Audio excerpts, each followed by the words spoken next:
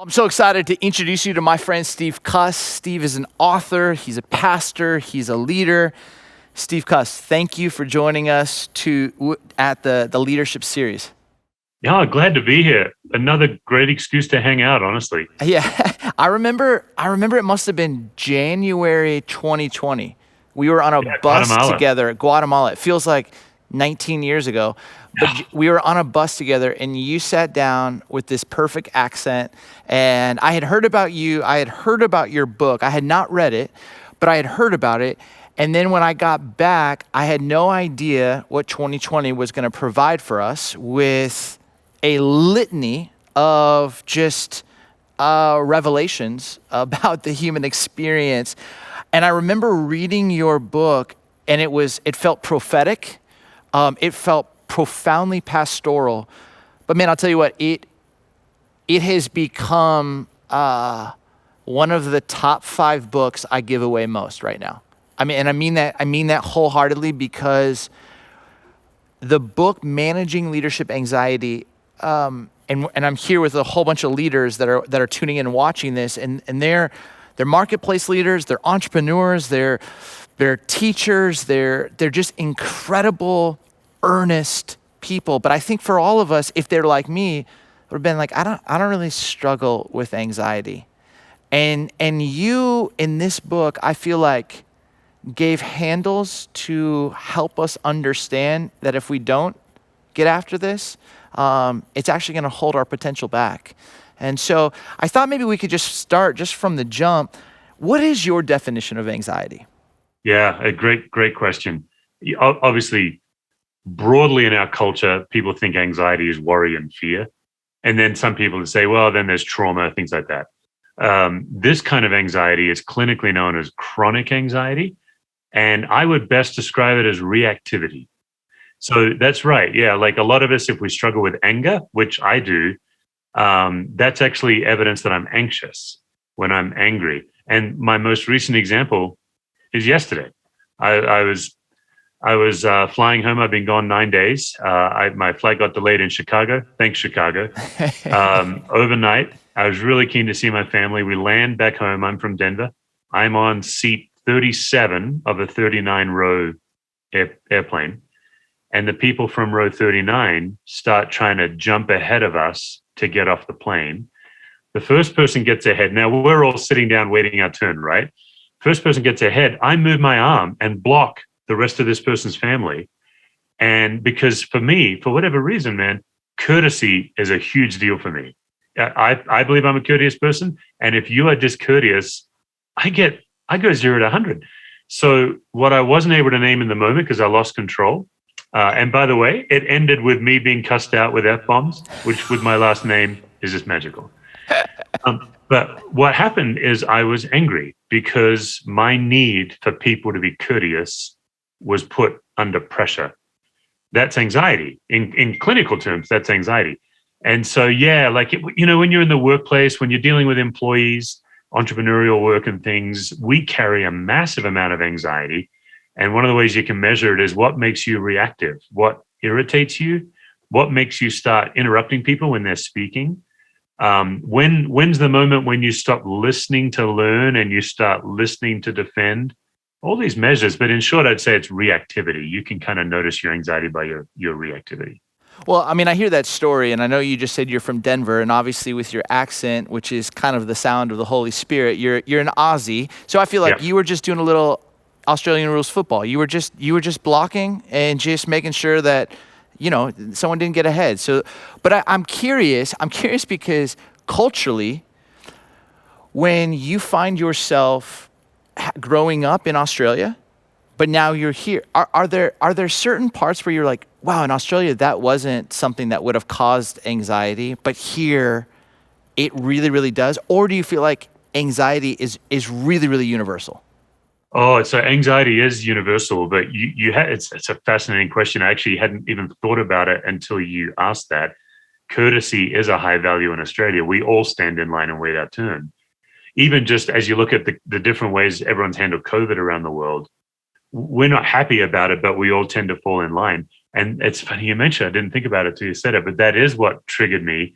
If I was flying in Australia, that would never happen because no one would ever try to jump line unless they were, with all great respect, an American tourist or something. But chronic anxiety is universal. We're all reactive.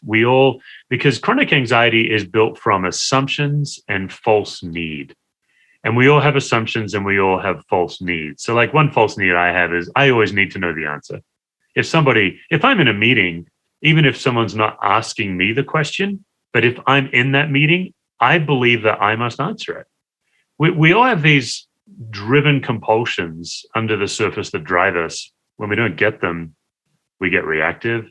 And then we all make assumptions about ourselves, about each other. Like most of us carry around a low grade assumption that we're not enough, we're not good enough.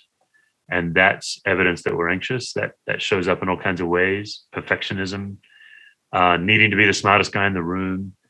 What do you do when that employee keeps showing up late and you get irritated? That shows that you're anxious. There's all kinds of signs for it.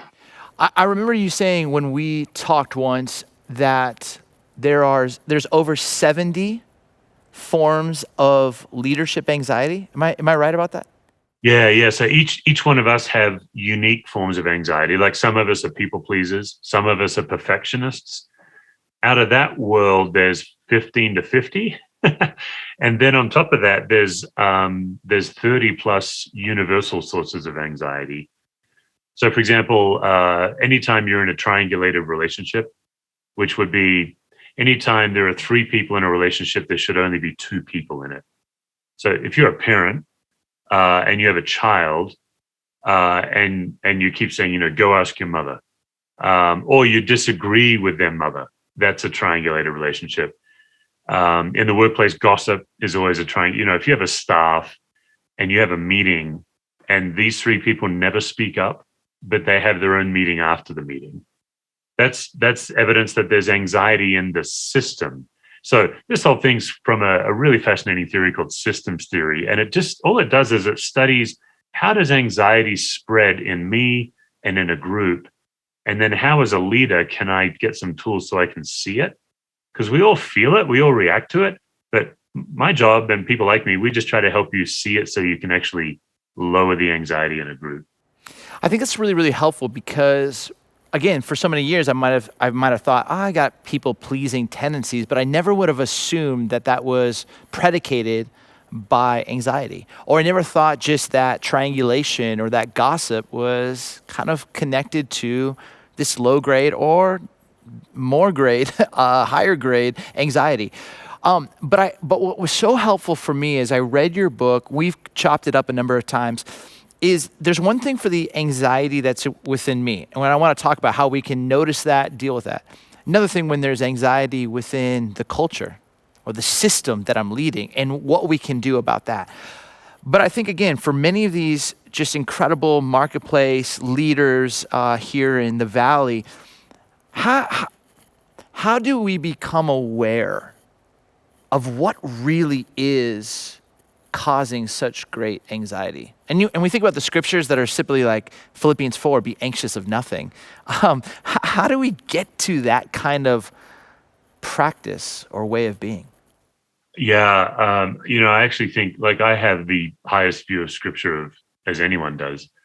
I wish when we quote that verse from Paul, do not be anxious about anything, but by everything prayer and petition. I wish we would also quote when he says that he faces every day overwhelming anxiety for the churches. Yeah. Because in the original language that he wrote it in, he uses exactly the same word for both. So the idea of do not be anxious about anything, for some of us, it just gives us one more damn thing to be anxious about. You know what I mean? Yeah. There's another way I failed. Paul clearly was anxious. So it's not about some kind of utopia. It's not about us all becoming Yoda from Star Wars, where we're just like this Zen thing. It really is just about noticing our anxiety and intentionally lowering it. So what you're looking to do, you're looking to learn what makes you reactive and get to the bottom of what's generating it. So for me on the airplane, it was courtesy. I'm a people pleaser. If I think someone's upset with me, I get reactive. And what that looks like is I try to explain myself more. One of the simplest ways I know to help you get in touch with your anxiety is put you in a situation where you don't know what to do and then expect you to do something. That's just a great. So, in obviously I'm a pastor. In our church, we have college students come in, they do a year with us. We intentionally put them in situations and we make them lead something they don't know anything about to help them tap into their anxiety, their false beliefs, their assumptions. So that's one thing you can do.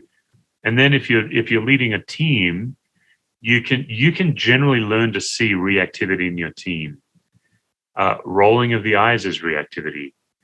Cutting someone off when they're speaking. Anger outbursts. Well, if you want to get more sophisticated, you can actually notice predictable patterns in your team, like who never speaks until they're spoken to, whose word carries more weight, and there's like, even though we all have one vote each, they somehow have two votes, that kind of stuff. All of those things, it's pretty sophisticated, but all of that is evidence that you have an anxious system, and what an anxious system most is begging for is a calm leader. And a calm leader has to learn to stop being as reactive. So obviously on the plane, I failed. In that story, what's fascinating to me is I'm a 6'3" deep voice guy, and I know how to manage a room. So I intentionally dominated. I put my arm out and I said to the people, everybody in front of you is trying to get off the plane just like you are. I didn't say it heated. I was actually quite calm. But they then got heated. Well, F you, buddy. Who made you in charge? This kind of thing. And then they started accusing me. Well, do you have a plane to get to? Do you have to get off this plane to get to a plane? What? No, I had a wife who was circling the airport, couldn't park. What I knew to be true is it only takes 1 extra minute if you wait in line. You don't actually gain any real time. If I was a calm leader, I would have asked them what they wanted. Usually our anxiety shows up because we don't get what we want. They were afraid they were going to miss their flight. They had an hour. They had plenty of time. But what was interesting is you could feel all the anxiety spreading in the back of the plane because there's about 15 of us, people looking at me like, just let them pass. It's not a big deal. So over time, you can learn how to notice anxiety spread. And if you can kind of commit to being the one to lower it, you'll be blown away by how much more productivity, for example, your team will have, because all this sideways energy goes away. Yeah. When teams are healthy and working well and talking well to each other. Well, I think this is so good because you talked about it just a moment ago about assumptions. And I think when it comes to a moment like you are describing, is everyone has an assumption, right? My assumption is I'm going to miss a flight. My assumption is my wife's going to have to wrap around. And a great calm leader can literally be able to identify the assumptions and be able to speak into them, right? And it's amazing is, hands down, the best leader I've ever been around was a guy by the name of Mike Volkema. He was the CEO of Herman Miller. He followed Max Dupree, who wrote Leadership Jazz. But Mike was an amazing leader, but he talked about exactly what you're saying is the gift that clarity and being, and what he would call deliberately intentional in trying to name those unvoiced assumptions for the team so that if he could name them, then they could all have the best chance for clarity. And when there was clarity and unity, the best chance for joy in what they do. But when there wasn't clarity, there was assumptions, which created ambiguity. And then it really created the most sense of what he then said, anxiety. And I just remember reading through your book going, oh my goodness, this is what makes some people great leaders, is that they can calmly name what you're talking about. Yeah. You mentioned something to me that I still quote all the time, and I give you credit because it was so moving to me. You said, a healthy therapist, a healthy spiritual director, and Jesus want the same thing from you. They want you to experience grace, love, freedom, and peace. That is what they want for you. And anxiety doesn't want that for you. Yeah. Can you talk about that? Because I just remember hearing that the first time, writing that down, and it's just, as I see anxiety come, going, is this going to lead me to freedom? Is this going to lead me to more peace? Is this going? Because the way of Jesus is going to invite that. But that just was so profound and simple and helpful. Can you just talk more about that? Yeah. I mean, It's a weird thing. One of the ways you can notice anxiety is start to pay attention to the messages that you believe that aren't true. I believe everyone must like me for me to be okay. That's not true. And especially when you're a leader, as a leader, you have to learn to have aspersions cast on you and all that kind of stuff. So anxiety has a gospel, and it's always bad news. And the gospel is it's all on you. You have to try harder. You have to bear down. The other person is out to get you. One of the signs you're anxious is you have an anger fantasy about another person. They've done something, you're making assumptions, and now you're in your head and you're no longer connected to that person and you're disconnected to yourself. So, yeah, the simple idea that if we just take some basic psychological principles and sift them through the gospel, they increase our chances of freedom, peace, and love, the very things Jesus is offering us. And so I believe that the gospel of chronic anxiety is the chief competitor in 21st century with the gospel of Jesus Christ. And for leaders, and especially Steve, in marketplace leadership, we're talking business and medical professionals, some of the highest pressure leadership today, as you're trying to reinvent how to do your business in COVID. I've been working a lot with medical folks who are just exhausted, feel like they can't take a day off because they're letting their team down. Everyone's overworked. And some of that's just real burnout, but some of it is based on false belief, false assumption. So if you can learn to notice yours, and then what's harder is if you can learn to notice when assumptions are coming at you, because that's often how you get anxious, is you'll catch the assumption of another person. And if you can clarify for those, so clarity is a gift and curiosity is another power tool. Just going from being reactive to curious. What's going on in me? Like even after the airplane, I was like, what was that? Why was I was ready to fight these people. Like I would have had to call Lisa and say, pick me up in the jail. Like something went really south. I'm usually a very calm person, but so I couldn't stop it from happening. But after it happened, I'm saying, okay, I want to be curious now. What was going on? Oh, what happened is I believed something that wasn't true. And they did too. These people believed something that wasn't true too. And if I was a calmer, more gospel-centered leader, I could have helped both of us and the 15 people around us. I was in the train, that whole thing happened and we get off the plane and 10 minutes later, I'm in the train from the gates. And one of the ladies on the train comes up to me and she's like, oh, I was so nervous when you did that because those people were not safe. Like she caught the anxiety. She's just sitting in her chair, catching the anxiety. That's the power of it. I think it's really interesting because, and then if you play it back, you got stuck in Chicago. Your expectations were far off from reality, and all of a sudden, then assumptions start spreading, around. But it's amazing as you're describing this, and you write about this in your book, and it was so helpful for me, and I feel like I had like a moment of repentance reading your book because I realized I can use gospel language, right? But it's a self-reliant gospel.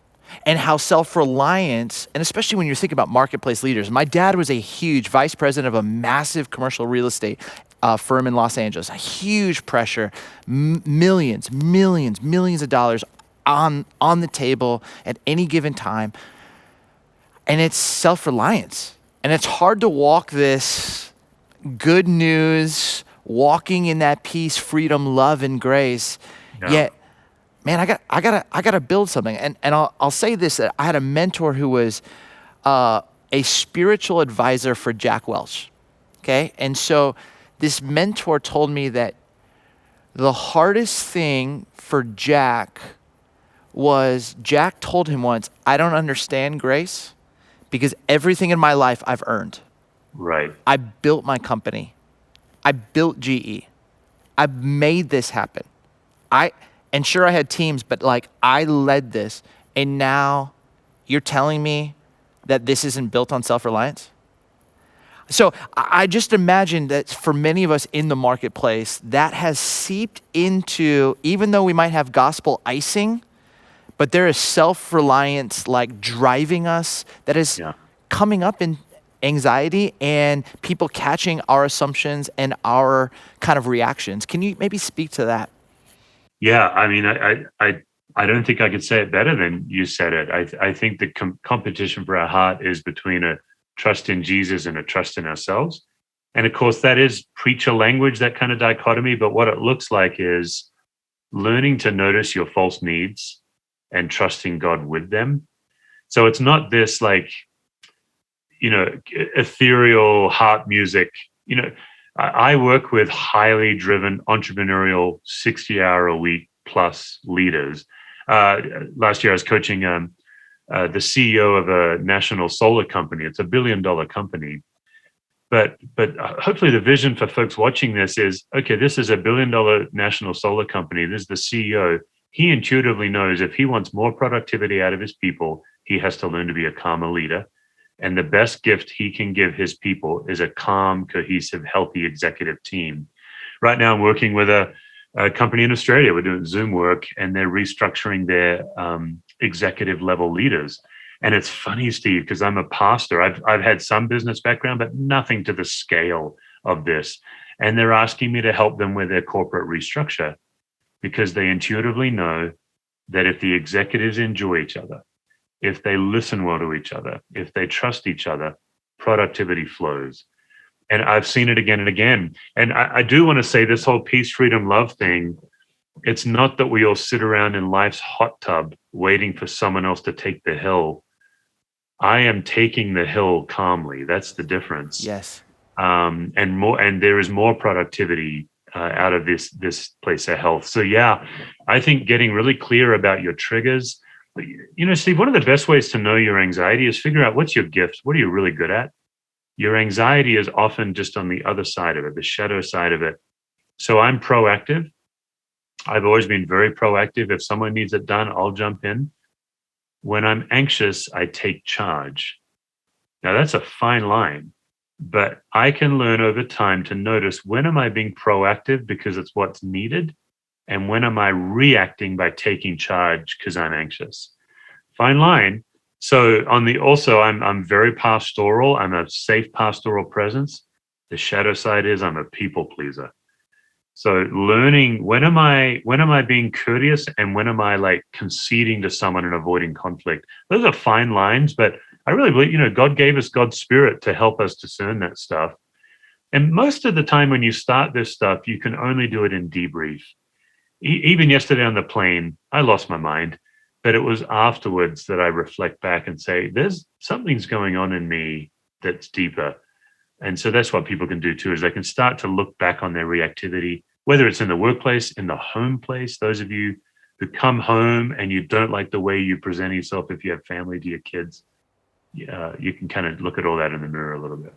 Well, that's again one of the reasons that I love Managing Leadership Anxiety, the book, because what it does is it really helps me in the moments that I can feel the stress, the anxiety coming, instead of like have my brain get hijacked and self-sabotage, but really get more focused to see. And I think tools that really helped me kind of understand, and I love what you just said about the discernment, discerning the gift. A part of us is learning how to discern the shepherd's voice, and vocation, calling, at its original root word in Parker Palmer language means to listen to your life and being able to discern that. And I think the more that we can discern the shepherd's voice that's always saying peace and freedom and grace and love, the more we also can discern what you're talking about when this actually goes into people pleasing, or for me, workaholism, or for, all of these different moments, because at the end of the day, sometimes I don't think I'm okay. I don't think I'm okay unless X, Y, or Z I can point to. And there's collateral damage that comes to the family. There's collateral damage that comes to the team, because then they're catching that kind of anxiety. I got so many questions because this has been one, again, like I said, one of the top 5 books I've handed out in the last year, especially with COVID and all the uncertainty. I remember us talking one day, and I mentioned to you, because you were asking me, Steve, what gives you anxiety? And I said, I would have never thought this was anxiety, but I got a text once, and I think it was like recent. I was like, someone had asked if they could just meet for coffee with me. And it just, as I started to listen to my body, it just created all. And you shared a story that I was like, oh, you get this. And it was Yeah. something so small, but I remember going, I would have never thought that was anxiety, but the amount of energy and time, heart space and head space I spent thinking, anger fantasizing, fear fantasizing, wondering, what's this conversation about? And you just were able to help bring that. One, can you talk about your experience with that once? And then two, for anybody who starts to feel that kind of anxiety, what are some actual practical applications that we can do to step more Yeah. into freedom, grace, and truth and love? Yeah. Yeah. Let's take the second question first. I really like the way you said that you feel it in your body. The rule is that your body always tells you the truth.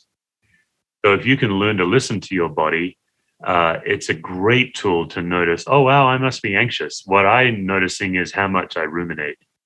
So I'm trying to measure how much mental real estate does this situation or this person have compared to the percentage in my life. Like if I'm in relationship with hundreds of people, they should only have like 3% of my brain, but right now they've got 60% of it. Like, what's going on? That would be a simple way. Other people, it's not your brain, it's like a racing heart or a clenching. But listening to your body, once you notice that your body is all caught up in reactivity, it's the discipline to stop before acting. It really is the discipline to calm. You can calm yourself in 30 seconds to 2 minutes. It's very short. While we're giving tangible tools, those of you who have someone in your life that loves you, a parent, a child, a spouse, the simple question, how do you know I'm anxious before I know I'm anxious? Just Say that ask again. them, Say that again. yeah, It's how do so you good. know I'm anxious before I know I'm anxious? And I'm talking particularly, I think, Steve, you and I both would describe ourselves type A, entrepreneurial. I like work. I like to do a lot of work. So we're often the last one in the room to know we're not okay. Like you mentioned, workaholism just in passing and this idea that maybe I'm not okay. I think workaholism gets really insidious because we love it. Like we don't even know we're filling a gap. We just enjoy work. And so, when my 9-year-old daughter grabs me and she's like, "Dad, you're anxious right now." Well, how do you know? Well, I've been trying to tell you this story and you keep opening your laptop. This idea, oh, okay, yeah, I didn't even know I was anxious. I'm just feeling this urgent need to always do. Um, so yeah, the whole idea of someone reaching out and saying we need to meet.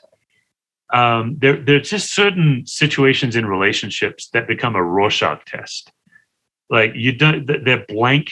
They're just a blank picture of either a bee or Adolf Hitler. You don't know which it is. But that's one of them. The text, and this is particularly for pastors, it might also be true for marketplace leaders. When somebody texts the pastor and says, "We need to meet,"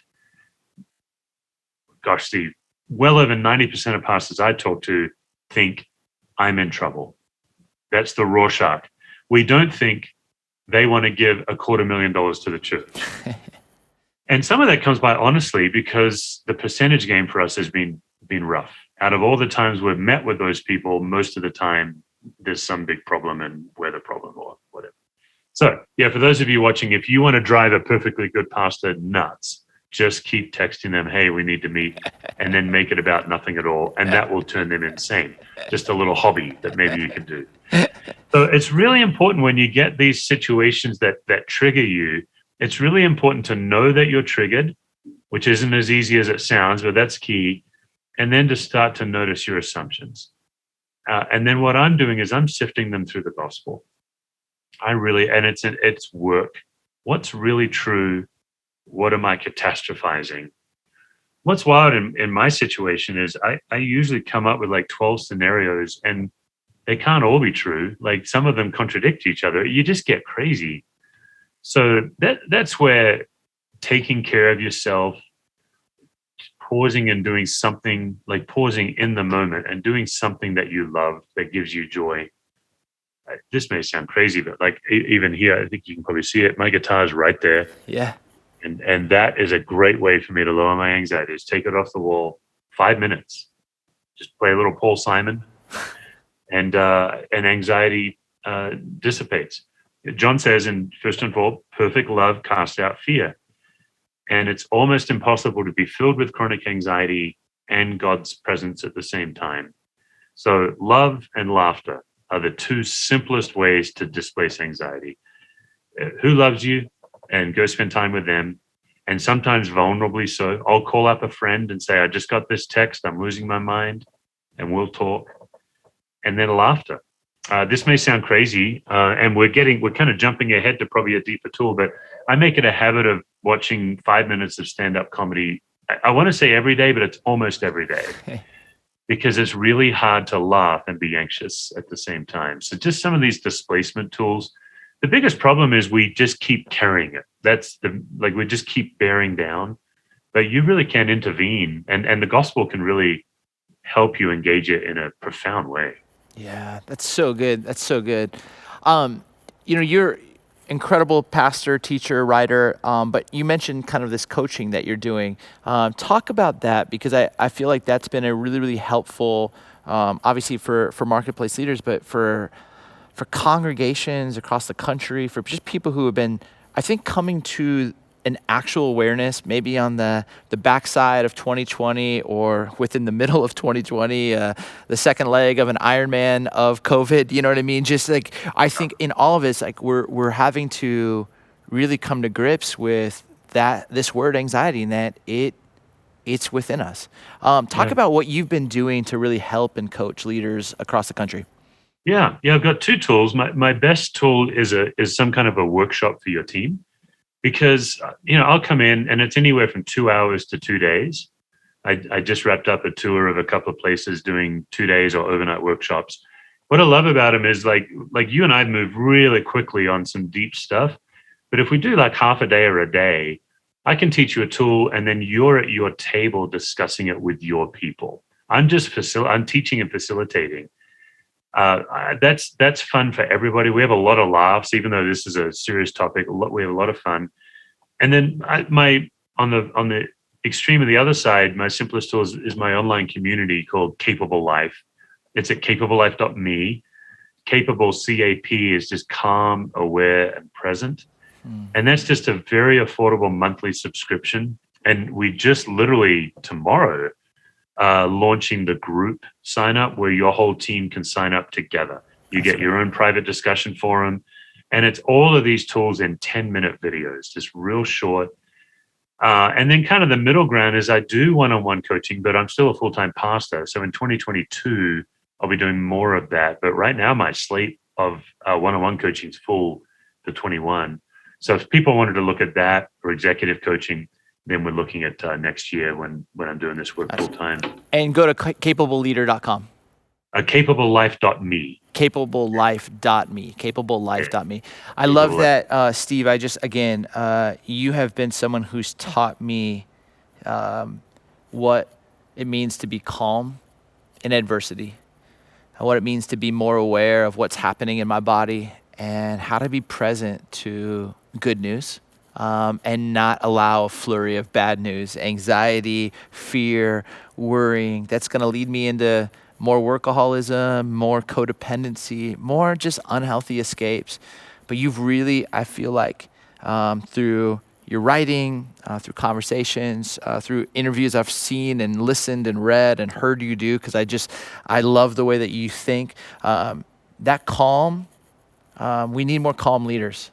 We need more self-aware leaders, and we need more leaders that are present to the peace, the freedom, the love, the grace that Christ offers, because that's good news and that's good leadership. So thank you so much for taking time just to lead. If there's one other word you want to share to this group of just incredible leaders, I just love for you maybe just some thought, some maybe word of exhortation over them that would mean the world to me. Yeah, I would just say, Steve, I mean, obviously you're moderating this interview, but I think your book, The Thing Beneath the Thing, is tackling the same idea. So I think that's an incredible resource. And if people can figure out what drives them, they become a very powerful leader. So that would be my word, is digging down underneath and what's driving you. It is life and death work, I think. I would just close by saying, David casts a vision in Psalm 139. He invites God to examine him. And it is this partnership between David and God. Would you examine me? So, like, just the way that we study scripture for truth, we can also invite God to study us and find out what areas of our life is God calling us to trust God with. Almost everybody watching this right now, there is some situation or some person that you are worried about, and God's calling you to trust God with that person. And so I would just challenge you to trust God with it now and to dig deep and learn what makes you tick. Wow. Well, thank you so much, man. I really appreciate you and excited for you in what 2022 has to offer the broader kingdom, because this message, if more leaders could understand what it means to be calm, self-aware, present to good news, instead of being controlled by anxiety, I think our world, our churches, our communities, the marketplace would look radically different. So thanks so much, brother. Much love and grateful for you. Thanks, Steve. Thanks for hosting.